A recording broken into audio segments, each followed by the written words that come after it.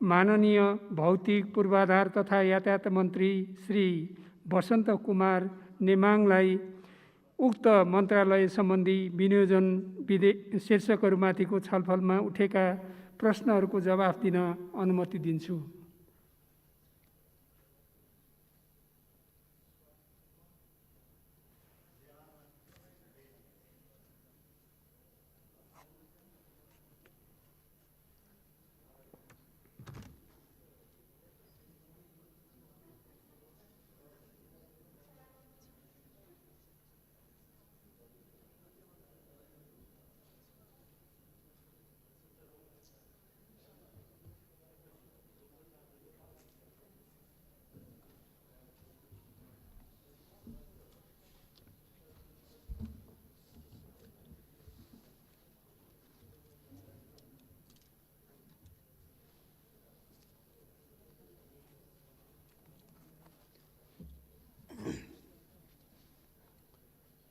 सम्माननीय सभामुख महोदय,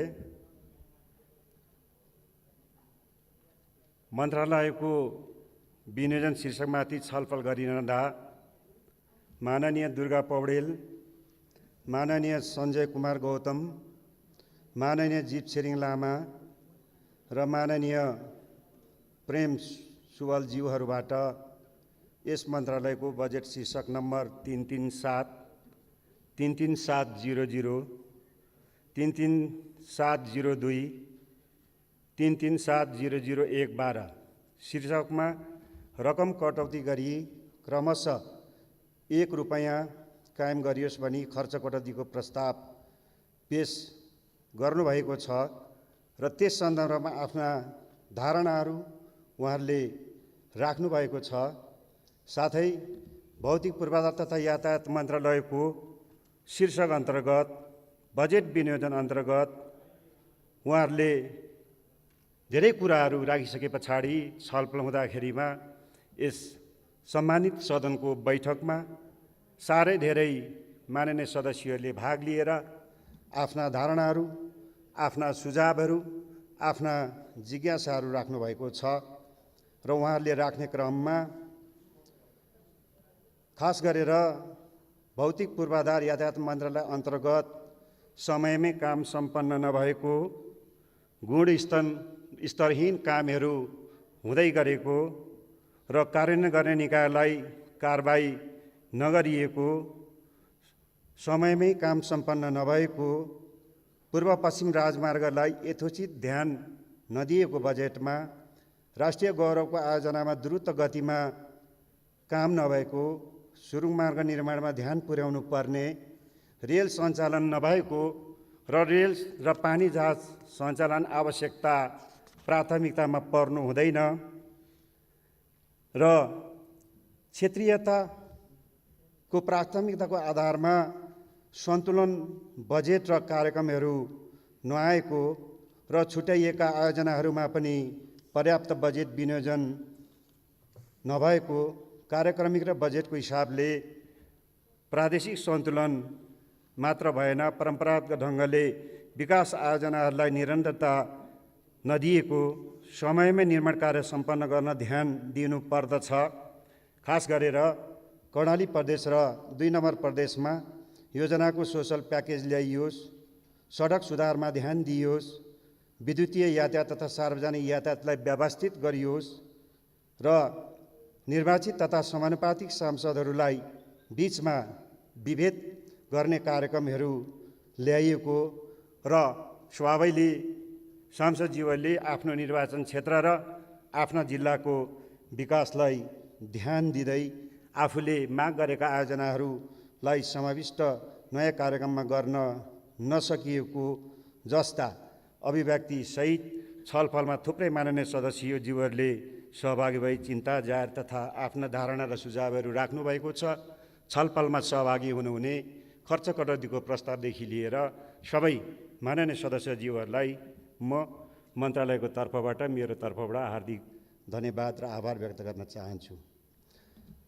सभामुख महोदय, माननीय सदस्यहरूले राख्नुभएको जिज्ञासातर्फ धारणा राख्ने क्रममा विश्वव्यापी रूपमा फैलिएको कोरोना महामारीले अर्थतन्त्रमा परेको प्रभावका कारण चालु आर्थिक वर्ष 2077-78 विनियोजित रकम 76-77को भन्दा 77-78 यस मन्त्रालयमा प्रस्तावित रकम लगभग 22 अरबले न्यून छ।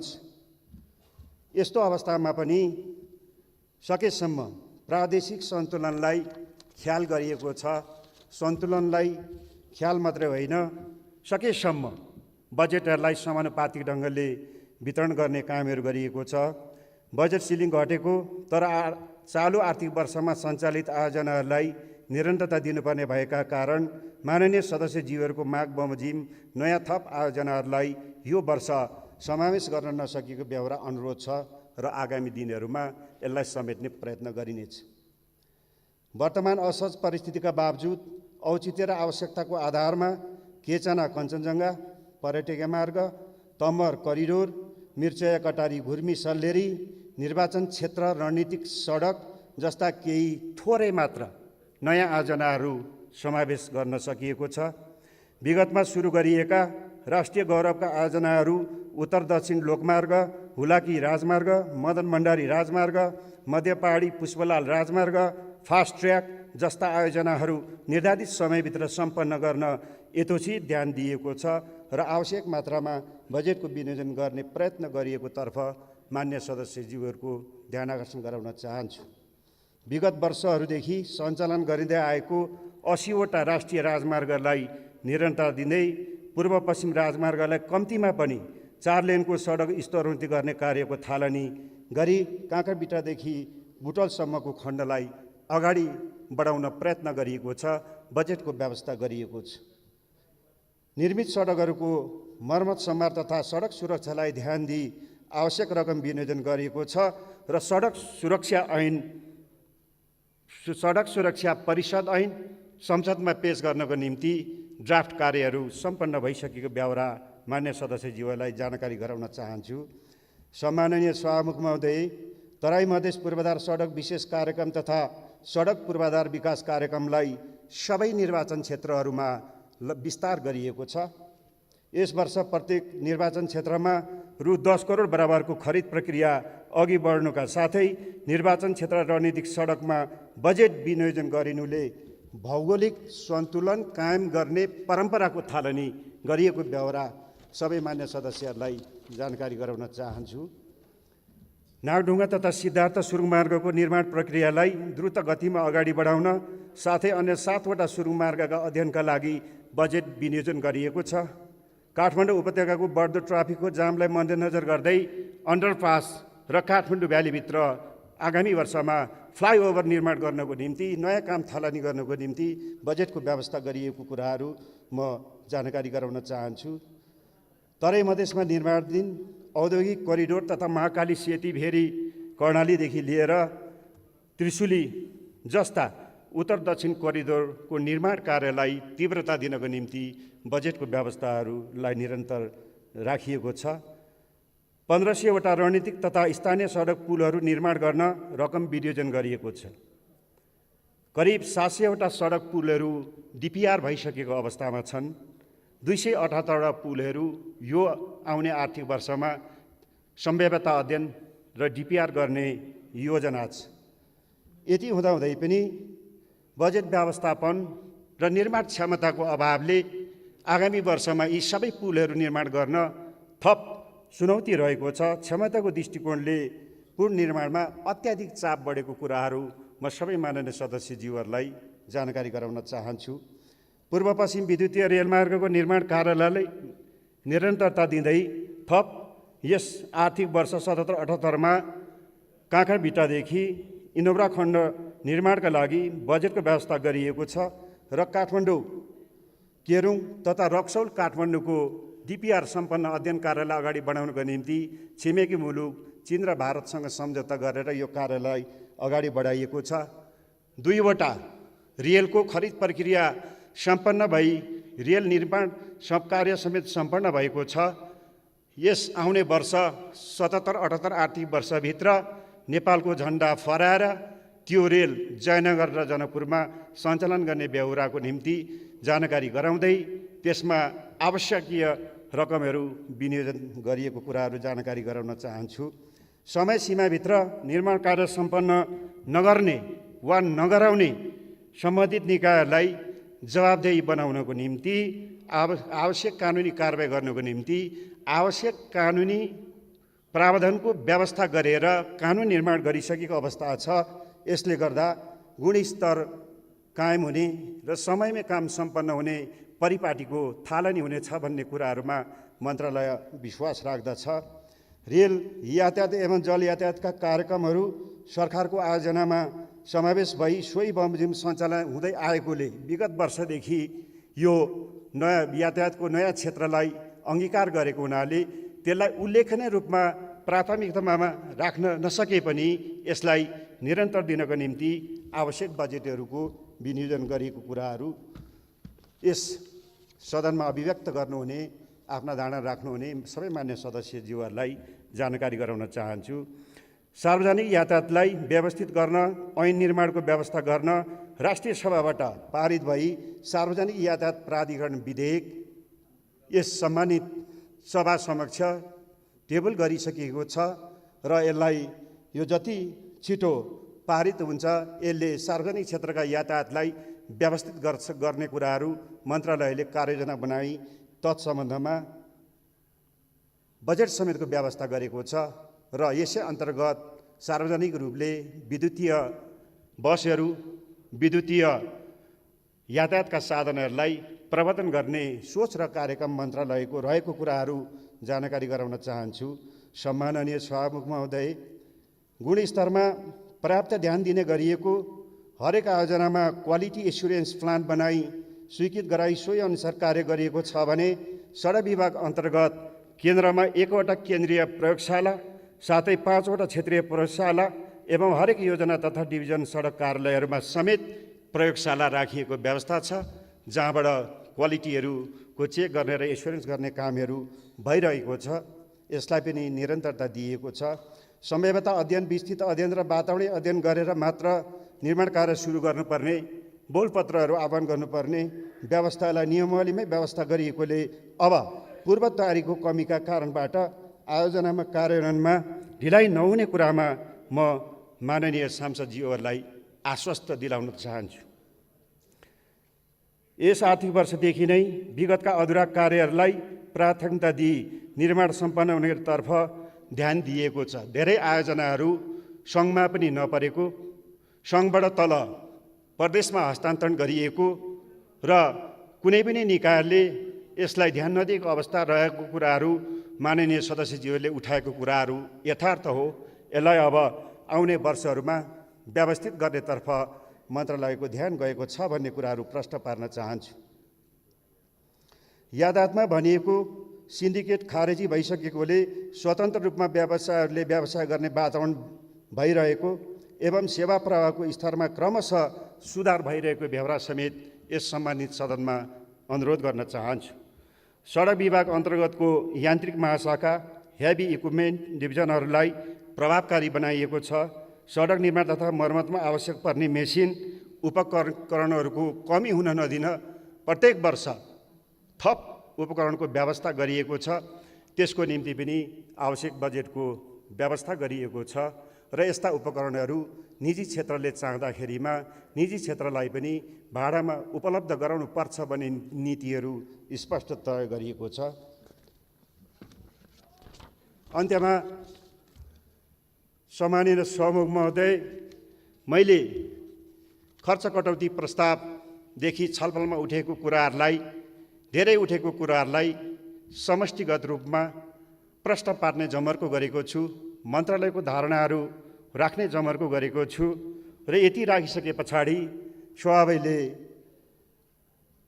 माननीयज्यूहरू जसले खर्च कटौतीको प्रस्ताव संसदमा दर्ता गर्नुभएर छलफलमा आएको छ, म उहाँहरूलाई सविनय अनुरोध गर्न चाहन्छु, यति प्रष्ट रूपमा मन्त्रालयबाट यहाँले राखेको जिज्ञासा र खर्च कटौतीको प्रस्तावको आधारलाई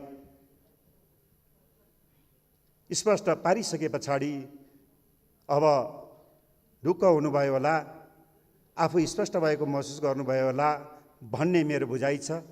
त्यसो भएको हुनाले उक्त खर्च कटौती प्रस्तावहरूलाई फिर्ता लिएर सहयोग गरिदिनु हुनको निम्ति सबै खर्च कटौतीको प्रस्ताव राख्नुहुने माननीय सदस्यहरूलाई मन्त्रालयको तर्फबाट मेरो तर्फबाट हार्दिक अनुरोध गर्न चाहन्छु। धन्यवाद। मान्य सदस्यहरू उक्त जवाफका सम्बन्धमा स्पष्टीकरण माग गर्न चाहनुहुने मान्य सदस्यहरूको नाम प्राप्त हुन आएको छ। स्पष्टीकरण माग गर्न चाहनुहुने मान्य सदस्यहरूलाई 1 मिनेटको समय निर्धारण गरेको छु। सर्वप्रथम मान्य श्री रामबाबु कुमार यादव। सामान्य सभामुख महोदय, माननीय मन्त्रीजीको कुराबाट क्लियर के भइसकेको छ र आगामी वर्षको पनि मन्त्रालयगत स्पष्टीकरणमा मन्त्रीज्यूबाट त्यही कुरा आएको थियो। यसपालि जे भयो त्यो भयो, आगामी वर्षको बजेटमा छुटेका क्षेत्रका छुटेका मान्यजीहरूको योजनालाई समावेश गर्नेछ भन्ने यसपालि पनि त्यही कुरा आयो। मलाई लाग्छ अगाडिको सालसम्म खोइ मन्त्रीजीसँग यही वचनबद्धताका साथ भेट हुन्छ कि हुँदैन र उहाँबाट म के अनुरोध गर्न चाहन्छु, पुरै क्षेत्रलाई समानुपातिक हिसाबले समेट्ने गरी यो बजेटलाई परिमार्जन गर्ने हो कि होइन, यो म प्रश्न हुन चाहन्छु। साथै यो पूर्व पश्चिम जुन सडक 4 लेनको गर्ने कुरा आएको छ, त्यसमा हुलाकी सडक पर्ने हो कि होइन, हुलाकी सडकलाई 4 लेनको गर्ने हो कि होइन, त्यहाँको जनताको चाप त्यो रोडमा कतिको छ र जुन उहाँले अहिले प्रस्ताव गर्नुभएको छ त्यो रोडमा कतिको चाप छ। माननीय श्री सञ्जय कुमार गौतम। सम्मान्य सभामुखज्यू मार्फत मन्त्रीज्यूसँग मेरो जिज्ञासा छ। देशको पश्चिमोत्तर सीमा क्षेत्र कालापानी, लिम्पुवाधारा, लिपुलेक क्षेत्र भएर निर्माणाधीन सडक 134 किलोमिटर तालचुला तिङ्कर सडक आयोजनाका लागि बजेट देखिएन। छुट्टै बजेट छुट्टै योजना बनाएर राष्ट्रिय प्राथमिकता दिने कुनै कार्यक्रम छ कि छैन, त्यो भए जिज्ञासा जानकारी पाऊँ। पहिलेका सरकारहरूको पालामा सुरुवात गरिएका बहुवर्षीय योजनाहरूको स्वामित्व कसले लिने हो? प्रदेशमा पठाएर यो सरकार उम्कन मिल्छ? बजेट आफूसँग राख्ने, कागजमा मात्रै प्रदेशमा योजना पठाउने, यो कस्तो चाल हो? मन्त्रीजीको जवाफ चाहियो।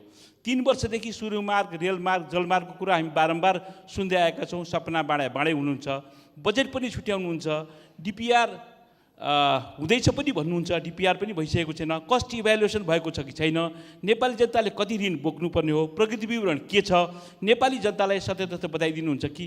प्रत्येक निर्वाचन क्षेत्रमा गत वर्षको उत्तरार्धमा 10 करोड विनियोजन गर्नुभएको थियो। कोभिड-19 का कारणले गर्दा माननीय श्री चन्द्रकान्त चौधरी।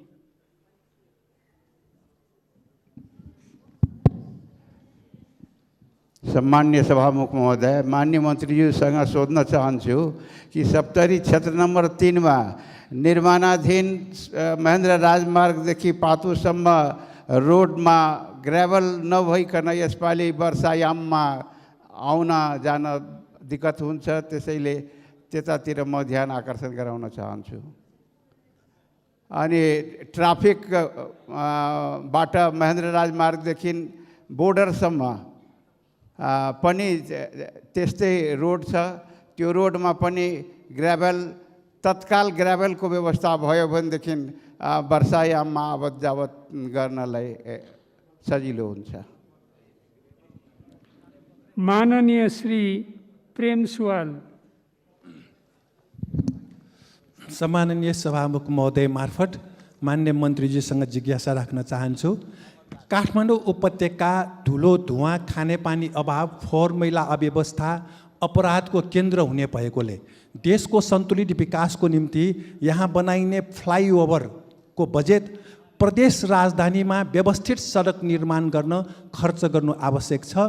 फास्ट ट्र्याक 12 काठमाडौँको योजना पनि स्थगित गरेर स्थानीय तहका सडकहरू काठमाडौँ उपत्यका बाहिर बनाउनु आवश्यक छ। सिंहदरबार पुराना गाडीको डम्पिङ स्थल भएको, मन्त्री र उच्च कर्मचारीमा महँगा गाडी चढ्ने नै प्रतिष्ठा ठान्ने देखिएको भन्ने आएको छ। यसबारे के गर्ने हो? काठमाडौँबाट राजधानी नै स्थानान्तरण गरी कालाबजारी, तस्कर, ठगहरूबाट यसलाई मुक्त गर्नु पर्यो भन्ने पनि जनताको आवाज छ। अर्नीको राजमार्गको भक्तपुरबाट सूर्यविनायक काठमाडौँ खण्डमा कालो पत्र गरिएको छ, तर दायाँ बायाँको खुल्ला धल खुल्ला नहुँदा वर्षाको पानी सडकमा बगिरहेको र कालो पत्रलाई पनि बगाइएको छ। मान्य सदस्यहरू, अब मान्य भौतिक पूर्वाधार तथा यातायात मन्त्री श्री वसन्त कुमार नेमाङलाई उक्त स्पष्टीकरणको सम्बन्धमा स्पष्ट पार्न अनुमति दिन्छु। सम्माननीय सभामुख महोदय, माननीय सदस्यज्यूहरूले राख्नुभएको जिज्ञासालाई मन्त्रालयको तर्फबाट आफ्ना धारणा राखिसके पछाडि 4 जना माननीय सदस्यहरूले पूरक प्रश्नको रूपमा केही जिज्ञासाहरू राख्नुभएको छ। म क्रमशः स्पष्ट पार्ने अनुमति चाहन्छु। छुटेका योजनाहरू विगतमा पनि छुटे, यो वर्ष पनि छुटे, आश्वासन मात्रै हुने हो कि भन्ने एउटा आशंकाहरू आएको छ। मैले अघि भनिसकेँ,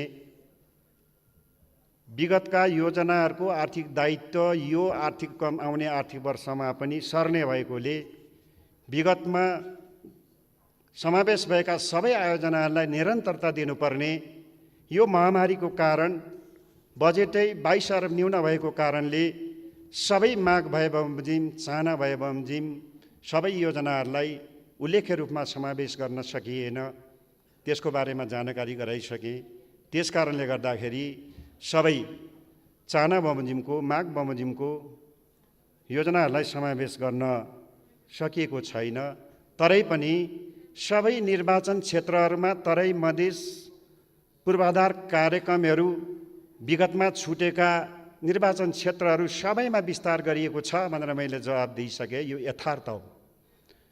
फेरि पनि केही त्यस्ता छुटहरू छन् भने आउने दिनहरूमा, आउने वर्षहरूमा छलफल गर्न सकिन्छ। म यहाँ सस्तो पार्न चाहन्छु।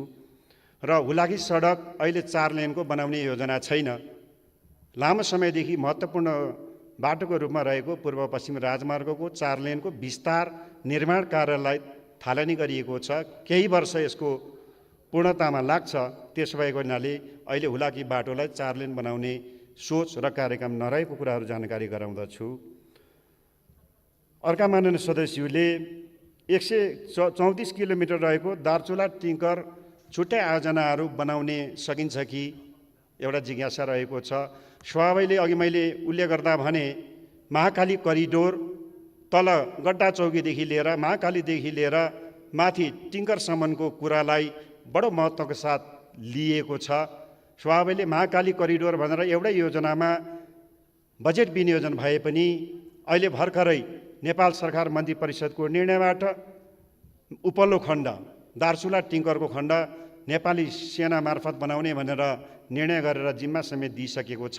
छुट्टै आयोजनाको रूपमा यसलाई सञ्चालन नगरे पनि आवश्यक यो आउने आर्थिक वर्षमा खर्च हुने रकमलाई व्यवस्था गरिएको छ र नेपाली सेनाद्वारा त्यहाँ छुट्टै निर्माण कार्यहरूको थालनी गरिनेछ र छुट्टै एउटा कार्यालयको व्यवस्थापन गरिने कुराहरू मान्य सदस्यज्यूलाई म जानकारी गराउन चाहन्छु। 3 वर्षदेखिका रेलमार्गको डिपिआरहरू हुन्छ, कामहरू भएको छैन, के भयो भन्ने छ। लगभग पूर्व पश्चिम विद्युतीय रेलमार्गको सबै डिपिआर कार्यहरू सम्पन्न भएको छ। डिपिआर बमोजिम गएको वर्षदेखि तल चाहिँ बर्दिवासदेखि राजगढको निजगढको क्षेत्रमा निर्माण काम थालनी गरिएको छ। त्यसलाई त्यहाँसम्म जोड्नको निम्ति यस वर्षको कार्यक्रम र नीति र योजनाभित्र समावेश भएको छ र काँकडबिटाबाट त्यसलाई ल्याउँदै निर्माण कार्य थालनी गरिनेछ भनेर मैले अघि नै जवाब दिइसकेको छु। त्यसो भएको हुनाले निर्माण गर्ने बेलामा अपडेट गर्नुपर्ने कुराहरूलाई गरिन्छ भन्ने कुराहरू राख्न चाहन्छु। 10 करोड रुपियाँको के भयो भने मैले अघि राख्नुभएको छ जिज्ञासा। मैले अघि भने विगतमा थालिएका एक निर्वाचन क्षेत्रमा 10 करोडको एउटा खरिद प्रक्रिया सुरु गरेर निर्माण कार्यहरू सुरु गरिएको छ। यसलाई निरन्तरता दिइनेछ र यसको दायित्वलाई समेत अगाडि बढाइनेछ भन्ने कुरा। यसले समानुपातिक ढङ्गले सबै क्षेत्रमा पहिलोपल्ट 10 करोडको विनियोजन गरिएको कुराहरू अत्यन्तै महत्त्वपूर्ण छ भन्ने कुरालाई पनि म फेरि ध्यान दिलाउन चाहन्छु। त्यसरी नै सप्तरी क्षेत्र नम्बर 3 को ग्राभल बाटो बनाउनु पर्ने बर्खा लाग्यो भन्ने कुराहरू एउटा मागको रूपमा आएको छ। यसलाई हामी हेर्नेछौँ। यो आर्थिक वर्षको योजनाभित्र समावेश गरिएको छ र ठेक्का प्रक्रिया ढिलो भएको छ र निर्माण चाहिँ ढिलो भइरहेछ भने हामी तदारुकता दिँदछौँ र कुनै एउटा सङ्घीय मन्त्रालय अन्तर्गतको कार्यक्रमभित्र समावेश रहेन रहेछ भने पनि निर्माण मर्मतसम्म के हुनसक्छ यतातर्फ हाम्रो ध्यान जानेछ। म माननीयज्यूलाई यो आश्वासन र विश्वास दिलाउन चाहन्छु। त्यसैले अन्तिममा अन्य मान्य सदस्यज्यूहरूले फ्लाइओभरको बजेट प्रदेशलाई पठाउनु उपयुक्त हुन्छ होला भन्नुभएको छ। यो होइन। संसारभरिका राजधानीहरू अत्यन्तै व्यवस्थित हुन्छन्। हाम्रो राजधानी सांस्कृतिक सबै कुराले अत्यन्तै धनी छ। बाटाहरू साना छन्, अत्यन्तै ट्राफिकहरू बढ्दो छ। यहाँले भनेको जस्तै धुलो धुवाँहरू बढ्दो छ। मर्मत सम्मारको आवश्यकता छ। ट्राफिक जामलाई नियन्त्रण गर्नु छ। धेरै बढ्दो गाडीहरूलाई खपतलाई नियन्त्रण गर्नको निम्ति सार्वजनिक यातायातदेखि यस्ता फ्लाइओभरहरू एउटा दुईटा होइन, काठमाडौँमा साह्रै धेरै आवश्यकता छ। सङ्घीय राजधानीलाई सुन्दर बनाउनको निम्ति यो क्राउडलाई, यो ट्राफिक जामलाई न्यूनीकरण गर्नु भनेको एउटै मात्रै उपाय फ्लाइओभर हो। त्यसैले यो फ्लाइओभर चाहिन्छ भने सङ्घीय राजधानी काठमाडौँ उपत्यकामा चाहिन्छ। यही कुरा महसुस गरेर यसमा बजेट र कार्यक्रम राखिएको कुरातर्फ म ध्यान आकर्षण गराउन चाहन्छु। अरनिको राजमार्गको सन्दर्भमा फेरि पनि नेपाल चीन सरकारबीच छलफल भइरहेको र अहिले यसको मर्मत सम्मार दुईटै देशबाट थालिएको छ। चिनिया पक्षबाट पनि यसको मर्मत सम्मारको कामहरू थालिएको छ र हाम्रै मन्त्रालयको सडक विभाग मार्फत पनि कामहरू थालिएको छ। स्वभावैले अहिले भर्खर पानी पर्न सुरु भयो। काम गर्दा गर्दै पानी ओभरले गर्दाखेरि पानी पर्यो भने स्वभावैले केही उकिन्छ। नभए अहिले भइराखेका काठमाडौँ उपत्यकाभित्रका कामहरू गुणस्तरयुक्त भएको कुराहरू म विश्वास दिलाउन चाहन्छु। मैले सकेसम्म यथार्थ कुरोलाई माननीय सदस्यज्यूहरूको जिज्ञासालाई प्रश्न पार्ने कोसिस गरेँ। पक्कै पनि अब प्रश्न हुनुभयो भन्ने विश्वास लिएको छु र पूरक प्रश्न गरेर जिज्ञासा राख्नुभएका मान्य सदस्यहरूको यो प्रश्नले आउने दिनहरूमा हामीलाई थप प्रभावकारी कार्यान्वयनको निम्ति अझै धेरै विवेकशील भएर मन्त्रालयले योजना र बजेट कार्यान्वयन गर्नको निम्ति, विनियोजन गर्नको निम्ति मद्दत पुर्याएको छ। त्यसको निम्ति पुनः फेरि पनि उहाँहरूलाई म सम्माननीय सभामुख मार्फत धन्यवाद दिन चाहन्छु र मेरो भनाइलाई अन्त्य गर्न चाहन्छु। धन्यवाद। फेरि पनि मान्य मन्त्रीकै पालो छ। मान्य सदस्यहरू, भौतिक पूर्वाधार तथा यातायात मन्त्रालय सम्बन्धी विनियोजन शीर्षकमाथिको छलफल यही समाप्त हुन्छ।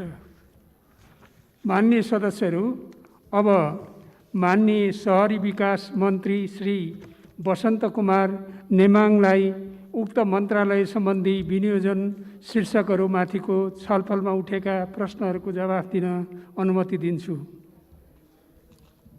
सम्माननीय सभामुख महोदय, म फेरि पनि शहरी विकास मन्त्रालय अन्तर्गत उठेका मान्य सदस्यहरूले राखेका जिज्ञासाहरू, खर्च कटौतीका प्रस्तावहरू सन्दर्भमा मन्त्रालयको र मेरो धारणाहरू राख्न अनुमति चाहन्छु। माननीय उमाकान्त चौधरी, माननीय रामबहादुर विष्ट, माननीय मीनाक्षी झा, माननीय दुर्गा पौडेल र माननीय प्रेम सुवालज्यूहरूबाट यस मन्त्रालयको बजेट शीर्षक नम्बर 347, 21-12-1, 22-21-1 मा क्रमशः रकम कटौती गरी 100 रुपैयाँ कायम गरियोस् भनी खर्च कटौतीको प्रस्ताव पेश गर्नुभई बोल्ने क्रममा आफ्ना धारणाहरू समेत राख्नुभएको छ। साथै यस शीर्षकको विनियोजन विधेयक 2077 माथि यस मन्त्रालयको छलफल हुँदाखेरि थुप्रै माननीय सदस्यज्यूहरूले आफ्ना जिज्ञासा, आफ्ना धारणा, आफ्ना सुझावहरू राख्नुभएको छ र यो धारणा राख्ने क्रममा यो मन्त्रालयको कार्यक्रम र बजेटमाथि धेरै कुराहरू आएका छन्।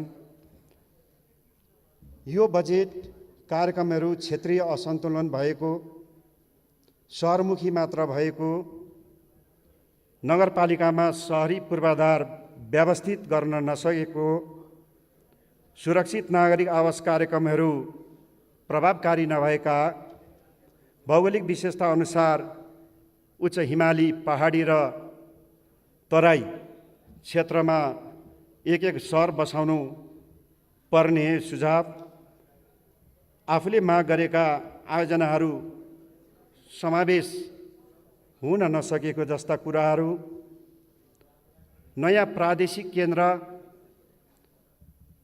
2टा नयाँ जिल्ला स्थापना भएको छ, जिल्लाका सदरमुकामहरूलाई व्यवस्थित गर्नुपर्ने कार्यक्रममा उपयुक्त रकमहरू विनियोजित नभएको, विनियोजित बजेट र कार्यक्रमलाई आर्थिक वर्षको सुरुवातबाटै अत्यन्तै प्रभावकारी ढङ्गले यो कोरोनाको महामारीको बीचले उत्पन्न गर्ने समस्याका बावजुद पनि द्रुत गतिमा अगाडि बढोस् भन्ने शुभेच्छाहरू राख्नुभएको छ।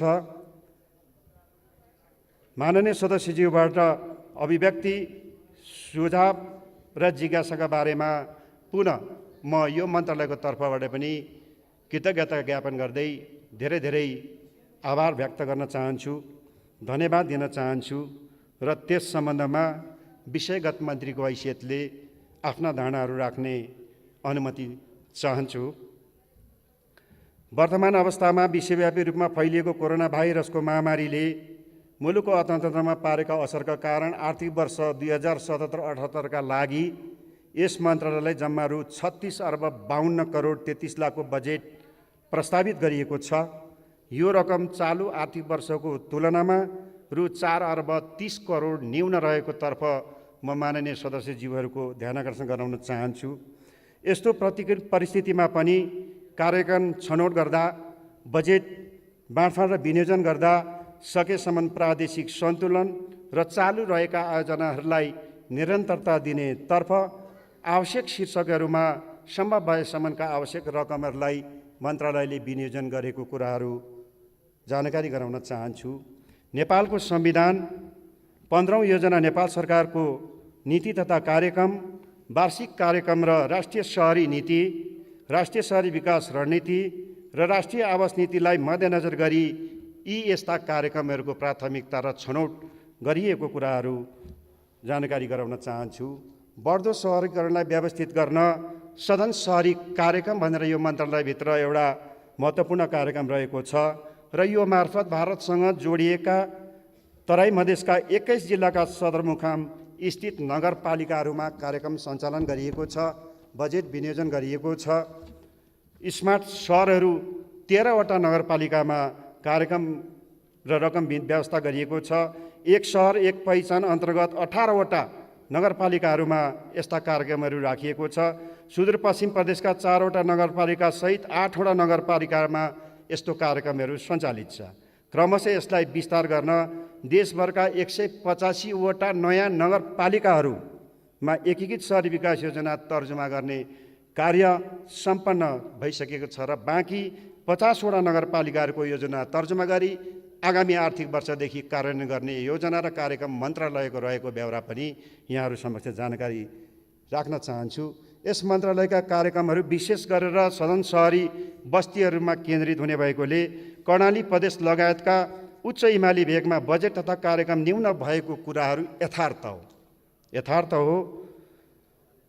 त्यसैले न्यून जनसङ्ख्या र जनघनत्व भएका बस्ती र क्षेत्रमा आवश्यक पूर्वाधार विकास गरी बसाइँ सराईलाई रोकथाम गर्ने, न्यूनीकरण गर्ने, निरुत्साहित गर्ने उद्देश्यले ट्रान्स हिमालयन ट्रेलका 5 हिमाली सहरहरू लुक्ला, स्याप्रुबेसी, जोमसोम, सिमीकोट र मार्तडीको सम्भाव्यता अध्ययन सम्पन्न भइसकेको छ र आगामी आर्थिक वर्षहरूमा त्यस्ता हिमाली क्षेत्र र दुर्गम भेगका बस्तीहरू परिचालन गरी थप कार्यक्रमहरू सञ्चालन गर्ने योजना मन्त्रालयको रहेको कुराहरू म यहाँ जानकारी गराउन चाहन्छु। सन्तुलित शहरी विकास र बसाइ सराईलाई व्यवस्थित गर्न मध्य पहाडी लोकमार्ग र आसपासका 15 नगरपालिका, हुलाकी राजमार्गमा पर्ने 10 स्थानमा र नगरपालिका र तराई मधेसका अन्य यो बाटोमा नपरे पनि 5 वटा नगरपालिकाहरूमा गरी जम्मा 27 स्थानमा विगत वर्षदेखि नयाँ सहर आयोजनाहरू अगाडि बढेको कुराहरू यथार्थ हो र अहिले बजेट अभावका कारण यो नयाँ सहरको आयोजनालाई विस्तार गर्ने कामहरू, नयाँ आयोजनाहरू छनौट गर्न नसकिएको ब्यौरा पनि यथार्थ हो। नवलपुर पूर्व, रुकुम पूर्व जिल्लाहरूको सदरमुकाम तथा सुदूरपश्चिम प्रदेशको राजधानी विकासको लागि क्रमशः जग्गा एकीकरण गर्ने र डिपिआर नभएकोमा डिपिआर गर्ने र डिपिआर भइसकेकोमा यसै आर्थिक वर्षबाट त्यसका भौतिक पूर्वाधारहरूको निर्माणका लागि रकम केही कम भएको भन्ने कुराहरू आएको छ। रकम विनियोजन गरिएको छ र आवश्यकीय यो वर्षमा आवश्यक पर्ने रकमहरू सम्बन्धित मन्त्रालयसँग छलफल भइसकेको छ र सम्बन्धित मन्त्रालयमा कुरा भइसके पछाडि राखिने कुराहरू म मान्य सदस्यज्यूले जसले उठाउनु भएको छ, जिज्ञासा राख्नु भएको छ, स्पष्ट पार्न चाहन्छु। काठमाडौँ उपत्यकाको अव्यवस्थित र बढ्दो सहरीकरणलाई समयमै व्यवस्थित गर्ने नीति तथा कार्यक्रम निर्देशित गरेको र सम्भाव्यता अध्ययनमै परिसकेकोले काठमाडौँ उपत्यकाभित्र 1,30,000 रोपनीमा कम्तीमा 4वटा उपसहरहरू, नयाँ सहरहरू स्मार्ट सिटी बनाउने कार्यक्रम विगतदेखि चलिआएको छ। भर्खरै यो सदनमा, सम्मानित सदनमा पेश गरिएको नीति र कार्यक्रम पनि पारित भइसकेको छ। नीति र कार्यक्रमले पनि निर्देशित गरेको छ। यसो भएको हुनाले यो आर्थिक वर्ष 77-78बाट यो 4वटा उपसहरमध्ये केहीलाई निर्माण गरेर, केहीलाई थालनी गरेर अगाडि बढाउनको निम्ति व्यवस्था गरिएको कुराहरू म जानकारी गराउन चाहन्छु। वैदेशिक सहयोगमा सञ्चालित सहरी शासकीय क्षमता विकास कार्यक्रमलाई 17वटा नगरपालिकाबाट बढाई। यसपालि वर्ल्ड ब्याङ्कसँग समेत सम्झौता सम्पन्न भइसकेर लगानीको सुनिश्चितता भइसकेपछि 12वटा नगरहरूलाई नयाँ कार्यक्रमको रूपमा विस्तारित गरिएको छ। यो कार्यक्रम प्रदेश नम्बर 1मा एउटा नगरपालिका, प्रदेश नम्बर 2मा 2टा नगरपालिका, प्रदेश नम्बर 3 बागमती प्रदेशमा एउटा नगरपालिका र 5, 7, 8, 9मा 2-2वटा गरेर पहिलोचोटि मन्त्रालयले विनियोजन गर्न पाएको यो विस्तारित नयाँ योजनालाई समानुपातिक ढङ्गले विगतका योजनासँग टाइअप गरेर सन्तुलित हुने किसिमले योजनाहरू समावेश गरिएको कुराहरू मान्य सदस्यज्यूहरूलाई जानकारी गराउन चाहन्छु।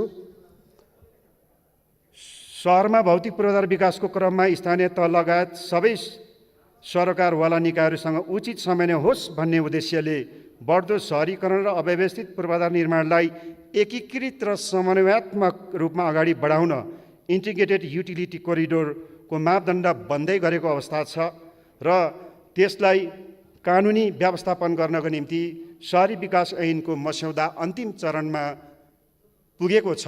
मन्त्रालयको तर्फबाट, सरकारको तर्फबाट सदनमा पेश गरिने आउने दिनहरूमा भन्ने कुराहरू म जानकारी गराउन चाहन्छु।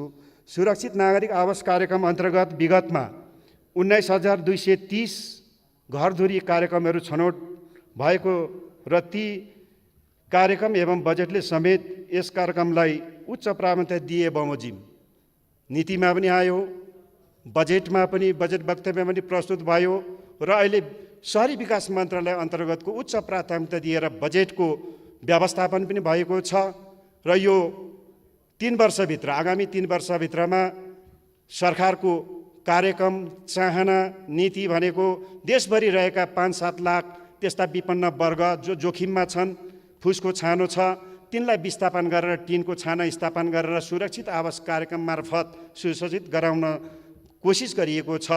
यो वर्ष 1 लाख घरधुरीमा यो कार्यक्रम राखिएको छ। यसलाई म सबै निर्वाचन क्षेत्रहरूमा मन्त्रालयको तर्फबाट समानुपातिक वितरणको पद्धति अपनाएर वितरण गर्ने सोच राखिएको कुराहरू जानकारी गराउन चाहन्छु। छिट्टै नै बजेट पारित भएपछि सम्बन्धित जिल्ला निर्वाचन क्षेत्रका माननीय सदस्यज्यूहरूले आफ्ना निर्वाचन क्षेत्र र जिल्लामा कुन कुन गाउँपालिका, नगरपालिकाहरूमा यो आवश्यक छ, तत्ततको नामहरू विन्यास गरेर मन्त्रालयमा पेश गर्नुहुन पनि आजै यहाँ मार्फत आह्वान गर्दछु। यस मन्त्रालयका महत्त्वपूर्ण कार्यक्रममध्ये भवन तथा आवास निर्माण पनि हो।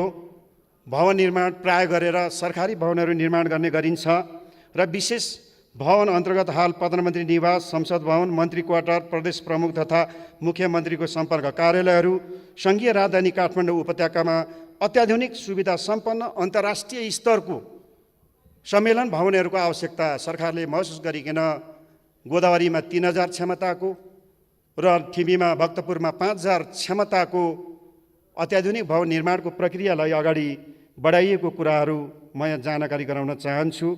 र यसरी त्यति मात्रै होइन, यो बागमती यो उपत्यकाभित्रका हाम्रो सम्पदा बागमती नदी कोरिडोरदेखि लिएर धोबी खोला कोरिडोरका यस्ता ठुल्ठुला आयोजनाहरू पनि यही उपत्यकाभित्र सञ्चालन भइरहेको छ।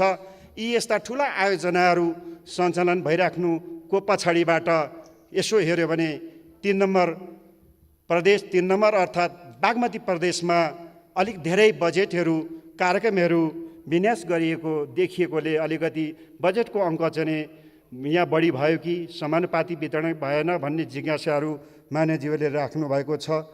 2 नम्बर प्रदेशका माननीय ज्यूहरूले बोल्दाखेरि पनि 2 नम्बर प्रदेशलाई यो अन्तर्गत अलिकति समानुपाती वितरण भएन कि भन्ने कुराहरू जिज्ञासा राख्नुभएको छ।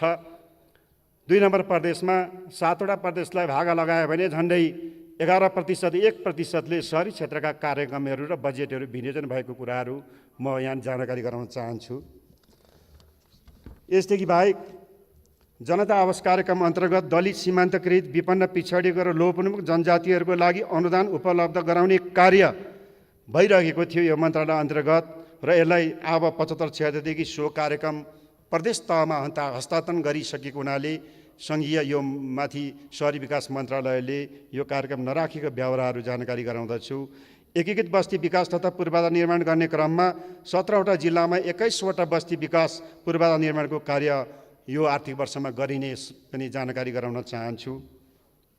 सभामुख महोदय, चालु आर्थिक वर्षका योजनाहरूलाई आर्थिक वर्ष 77-78मा दायित्व सिर्जना भई निरन्तरता दिनुपर्ने भएको र बजेट अभावको यथार्थले गर्दा माननीय सदस्यहरूको माग र चाहना बमोजिम थप नयाँ व्यवस्थित रूपमा कार्यक्रमहरू राख्न सकिएन, बजेट विनियोजन गर्न नसकेको तर्फ म सबै मान्यज्यूहरूलाई हार्दिक अनुरोध गर्न चाहन्छु। कर्मचारी समायोजनको क्रममा खर्च कटौतीको प्रस्तावमा उठेका विषयवस्तुहरू मैले धेरै समेटे। यस पछाडि पनि जुन यस क्षेत्रमा कर्मचारीहरू यो संहिता कार्यान्वयन गर्ने सन्दर्भमा पुल दरबन्दीमा रहेको र समायोजनको क्रममा विभिन्न निकाय काजमा रहेका र करारमा रहेका कर्मचारीलाई समेत पुग्ने गरी विगतमा यो अलिकति व्यवस्थित थिएन। त्यसबेला अहिले एकजना कर्मचारीको पोसाक भत्ता 10,000 हुन्छ। यो सङ्ख्यालाई हेरिकन आवश्यक पुग्ने रकम मात्रै विनियोजन गरिएको छ। यो शीर्षकमा खर्च र आवश्यकता आधारमा पदाधिकारी लगायत अन्यले हिजोभन्दा अहिले बढेको अवस्था भएको हुनाले इन्धनको खर्चमा केही लाख रकमहरू अलिक बढी विनियोजन गरिएको छ। बढी भनेको आवश्यकतालाई महसुस गरेर परिपूर्ति हुने सम्मका लाखमा मात्रै यो बजेटहरू रहेको ब्यौरा अनुरोध गर्दछु।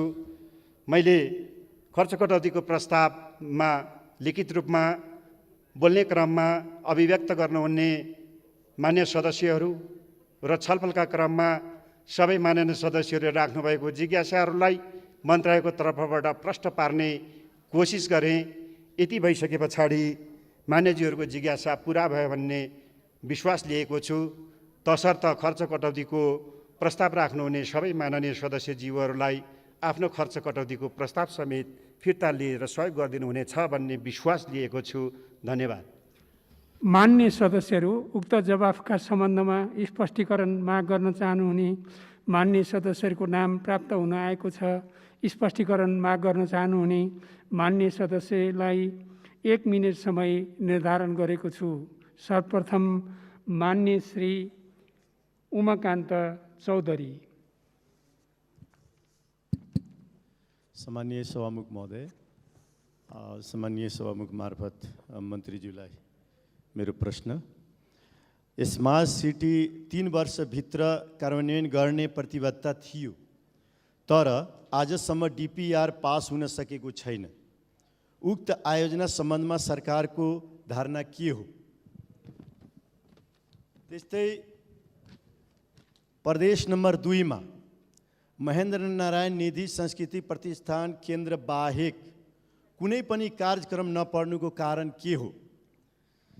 अर्को, अहिले जति पनि बजेटहरू विनियोजन भइराखेको छ खास गरेर पहुँचको भरमा भइराखेको छ र अहिले पनि विगतको दिनमा पनि बाढी पहिरोको कारण ती पीडितहरूलाई आजसम्म खास गरेर मधेसमा तिनीहरूको आवास जुन भवन निर्माण हुन सकिराखेको छैन, यो बजेटमा पनि ती कार्यक्रम नपर्नुको कारण के हो?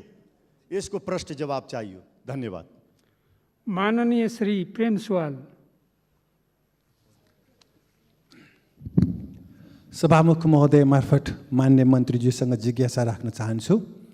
काठमाडौँ उपत्यका हन्टिङ ग्राउन्ड अर्थात् सामन्तहरूको मनोरञ्जन गर्ने ठाउँ थियो। अहिले सत्तामा पुगेका नेता र मन्त्रीको मनोरञ्जन स्थल भयो भने जनताको गुनासो छ।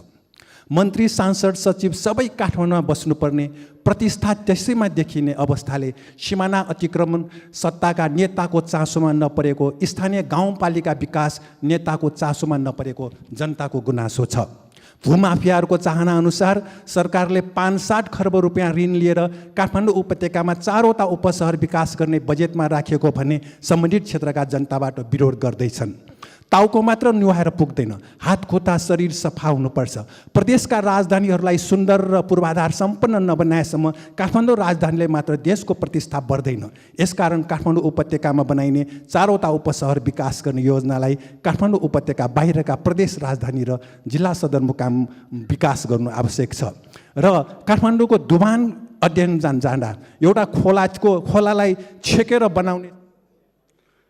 माननीय श्री राजेन्द्र प्रसाद लिङदेन।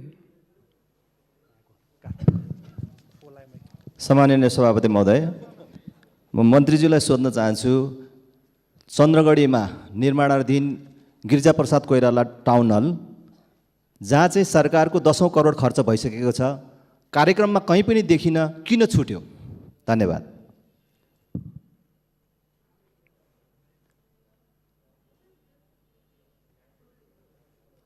मान्य सदस्यहरू, अब मान्य शहरी विकास मन्त्री श्री वसन्त कुमार नेमवाङलाई उक्त स्पष्टीकरणको सम्बन्धमा स्पष्ट पार्न अनुमति दिन्छु। सम्माननीय सभामुख महोदय, मन्त्रालयको तर्फबाट उठेका विषयवस्तुहरूमा प्रश्न पारिसकेपछि पुनः 3 जना मान्य सदस्यज्यूहरूले थप जिज्ञासाहरू राख्नुभएको छ, पूरक प्रश्नहरू राख्नुभएको छ। स्मार्ट सिटी 3 वर्षमा निर्माण गर्ने सम्पन्न लक्ष्य थियो, किन सम्पन्न भएको छैन भन्ने कुराहरू उठेको छ। हामीले यो वर्ष यसको गम्भीर समीक्षाहरू गरिराखेका छौँ। केही प्राविधिक त्रुटिका कारणहरू, केही आयोजनाहरू यहाँ मात्र होइन देशैभरि केही निर्माण व्यवसायीको लापरवाहीको कारणले ढिलाइ भइरहेको अवस्थाहरू छ। चाहे त्यो डिजाइनको कन्सल्टेन्टको कारणले होस्, चाहे निर्माण व्यवसायीको कारणले होस्, त्यसैले ढिलाइ हुनु हुँदैन। तदनुसार साथ निर्माण कार्यालयलाई यहाँहरूले सुझाव दिनुभएको जस्तै, छलफलमा दिनुभएको जस्तै द्रुत गतिमा छिटो छरितो ढङ्गले सम्पन्न हुनुपर्दछ भनिकन अहिले जिम्मेवारी बोध गराउन, अघि मैले अभिव्यक्त गरेँ, जिम्मेवारी बोध गराउनको निम्ति, जवाबदेही कार्यान्वयन गर्ने निकायलाई समेत बनाउनको निम्ति, आवश्यकीय सजाय गर्नको निम्ति कानुनको प्रावधान समेत गरिराखेका छौँ। यसले हामी आशा गर्न चाहन्छौँ आउने दिनहरूमा यी कुराहरूलाई व्यवस्थित गर्नेछ भन्ने कुराहरू हो। यसैभित्र यो परेको कुराहरू मान्य सदस्यलाई म जानकारी गराउन चाहन्छु। 2 नम्बर तराई प्रदेशमा, खास गरेर 2 नम्बर प्रदेशमा महेन्द्र निधि नारायणको यो कार्यक्रमदेखि बाहेक अन्य छैन भन्नुभयो। यो सत्य होइन, यो सत्य होइन। मैले भर्खरै पनि अभिव्यक्त गर्दाखेरि भने समानुपातिक ढङ्गले 11% माथिको बजेट र कार्यक्रमहरू 2 नम्बर प्रदेशमा विनियोजित छ। मैले अघि भर्खरै सडकको कुराहरू पनि गरेँ। मैले यो सहरीको सन्दर्भमा गर्नु पर्दाखेरि पनि हुलाकी राजमार्गमा तराई मधेसमा 10वटा आयोजनाहरू समावेश गरिएको छ नयाँ सहरको। त्यसदेखि बाहेक तराई मधेस क्षेत्रभित्रै पर्ने, यो सडकमा नपरे पनि तराई मधेसभित्रै पर्ने अन्य थप 5वटा नगरपालिकाहरूलाई लिएको छ। त्यति मात्रै होइन, त्यहाँ अरबभन्दा बढीको योजनाहरू चाहिँ को कार्यक्रमहरू राखिएको छ। निर्माण कार्यहरू धमाधम भइराखेको अवस्थाहरू छ। त्यसो भएको हुनाले अन्य कार्यहरू सुरक्षित नागरी आवासदेखि लिएर सघन सहरी शीर्षकका कार्यक्रमहरू त्यहाँनिर गइराखेको छ। यद्यपि सङ्ख्याअनुसार यो समानुपातिक भयो भएन, यसलाई मूल्याङ्कनको विषयवस्तु भन्ने बनाइनु पर्दछ। त्यसैले सदन सहरीको कार्यक्रमहरू पनि सदन बस्ती र अगाडि बढ्दै गरेको सहरहरूमा केन्द्रित गरिएको छ। यतातर्फ अझै हामी समीक्षाहरू गर्नेछौँ आउने दिनहरूमा। मान्यज्यूलेको यो जिज्ञासाले थप हामीलाई अझै थप सुधार गर्नेछ भन्ने कुराहरू राख्न चाहन्छु। चन्द्रगढीमा निर्माणाधीन जुन स्टेडियमको कुराहरू उठाउनु भएको छ, यो आर्थिक वर्षको बजेटभित्रै त्यो निर्माण काम सम्पन्न गर्ने बजेटको अङ्क रहेको हुनसक्छ। मैले त्यो सबै हेरिसकेको छैन। नयाँ आउने आर्थिक वर्षमा कुनै दायित्व नजाने भएको हुनाले नयाँ आर्थिक वर्षमा थप बजेट विनियोजन गर्नु नपर्ने भएको हुन सक्दछ।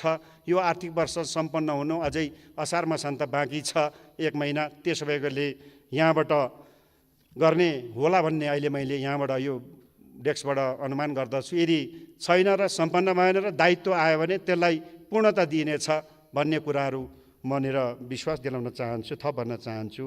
जहाँसम्म काठमाडौँ उपत्यकाको सन्दर्भमा आफ्ना खर्च कटौतीको प्रस्तावमा पनि र अहिले पनि पूरक प्रश्नमा मान्यज्यूले प्रश्नहरू उठाउनु भएको छ। कुनै पनि भूमाफियाको प्रलोभन र दबावमा सरकार कहिले पर्दैन, मन्त्रालय कहिले परेको छैन। म यहाँलाई विश्वास दिलाउन चाहन्छु र म भन्न चाहन्छु मान्यज्यूलाई,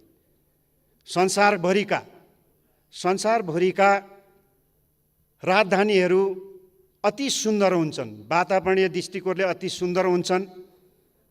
सांस्कृतिक सम्पदा छ भने अत्यन्तै व्यवस्थित भएर सुन्दर हुन्छन्। त्यहाँ भौतिक पूर्वाधारका कुराहरू अत्यन्तै व्यवस्थित हुन्छन्। त्यसो भएको हुनाले यो सङ्घीय राजधानी काठमाडौँ उपत्यकाको इतिहास नेपालको एकीकरण पछाडि अत्यन्तै विशिष्ट छ। संसारको आँखा यहाँ छ। आम 2 करोड नेपाली जनता यो हाम्रो राजधानी हो भनेर हिजोदेखि भनेका छन्। अहिले सङ्घीयता आइसके पछाडि पनि सङ्घीय राजधानीको रूपमा यसलाई अझ सशक्त र अत्याधुनिक र आधुनिक सहर र स्वच्छ सफा प्रदूषणमुक्त भएको सहर बनाउन चाहन्छन्। त्यसो भइसके पछाडि यो सरकारले 5-7 खरब यस्तो बेलामा 5-7 खरबको कुराहरू ऋण लिएर बनाउन लागेको छैन भन्ने कुराहरू यहाँ जानकारी गराउन चाहन्छु। काठमाडौँ उपत्यका विकास प्राधिकरण मार्फत यो आयोजना आफैले संस्थान गरेर आफैले बनाउने हो। यसमा सरकारको ऋण लिनै पर्दैन, सरकारको आफ्नो 5 पैसाको लगानी पनि हुँदैन भन्ने कुराहरू यहाँलाई स्पष्ट पार्न चाहन्छु। र के पनि अनुरोध गर्न चाहन्छु भन्दाखेरि हामीले सङ्घीय राजधानीलाई व्यवस्थित बनाएनौँ भने अहिले भक्तपुर नगरपालिकाले प्लटिङको कामहरू गरिरहेछ। नगरपालिका आफैले हामी खेती किसान योग्य जग्गा भन्छौँ, प्रदूषणमुक्त राजधानी भन्छौँ। दुनियाँमा कहीँ पनि राजधानीमा खेती योग्य कृषि भनेर व्यवस्थित गरिएको हुँदैन। राजधानी जस्तो महत्त्वपूर्ण ठाउँमा कुनै पनि देशले औद्योगिक क्षेत्रहरू स्थापना गर्दैन। त्यसो भएको हुनाले हामीले नचाहे पनि प्रत्येक वर्ष हामीले 30 वर्षको डाटालाई हेऱ्यौँ भने काठमाडौँमा खाली रहेका जग्गा जमिनहरूमा अव्यवस्थित बसोबासहरू वर्षेपछि बढेको अवस्था छ। यस्तो बेलामा हामीले समयमै एउटा उपयुक्त आधुनिक वैज्ञानिक सहरको व्यवस्थापन गर्नुपर्छ भन्ने विगत वर्षहरूदेखि सरकारको सोच रहेको कुराहरू र नीति र कार्यक्रमहरूमा पनि अहिले आइसके पछाडि बजेटमा पनि यो कुराहरूलाई प्रतिबिम्बित गरिसके पछाडि मन्त्रालयले यो आर्थिक वर्ष अगाडि बनाउने सोच राखेको हो। यो उपयुक्त छ भन्ने कुराहरू मन्त्रालयको तर्फबाट मेरो तर्फबाट हार्दिक अनुरोध गर्दै मेरो थप उठेको जिज्ञासालाई प्रश्न पार्ने सन्दर्भमा यति कुरा राखेँ। धन्यवाद।